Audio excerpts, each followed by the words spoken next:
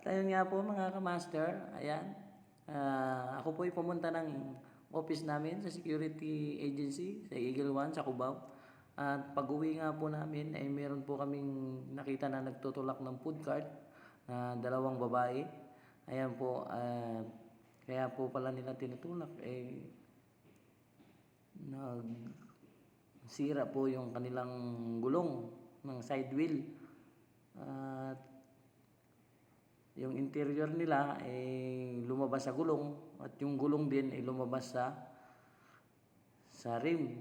Kaya ang aking ginawa ay hindi na ako nagtubili na tulungan sila. At kung naghanap ako ng kahoy na pangkalang para maiangat at para maiayos, maibalik ang kanilang interior at kanilang gulong. Ayan, aking inayos. Ayan, salamat din naman kay Kuya dyan sa tapat, may-ari ng karinderya na tinulungan ako na para iangat. Ayan nga po. Ayan, naibalik ko na yung interior, naibalik ko na rin yung gulong. At ako pumunta sa aking motor at kinuha ko yung baon-baon kong pambomba. Buti na lang, lagi akong may dalang bomba in case of emergency. Mga katulad niyan, mga ganyang pangyayari. Ayan, si Kuya, to the rescue talaga. Kumuha pa ng karton para pang tabon sa init habang nagbobomba ako.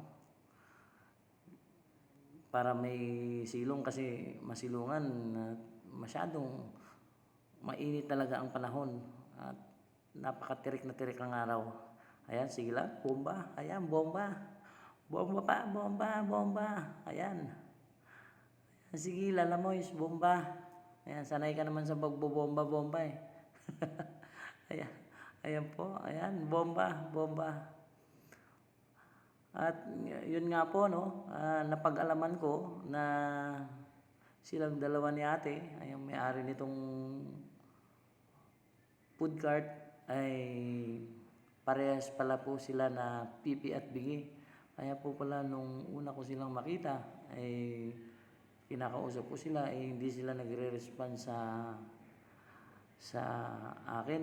Ay yung pala, hindi pala nila ako naririnig. So ayan lang ang ginawa ko. Nung nalaman ko na pipi at bingi pala sila, tinulungan ko na lang sila. Ayan, sige lang, bomba. Ayan, bomba, malapit na. Ayan, malapit na. Ayan, sige, pupukoy mo.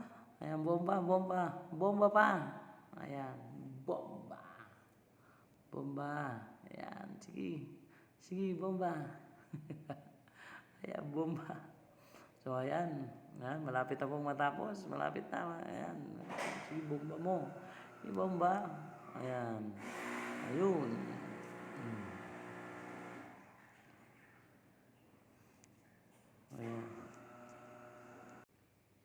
Ayan, natapos ko na lagyan ng hangin. At amin ang tinanggal ang kalang. Ayan, pagkatanggal ng kalang. Ayan, okay na. Ayan.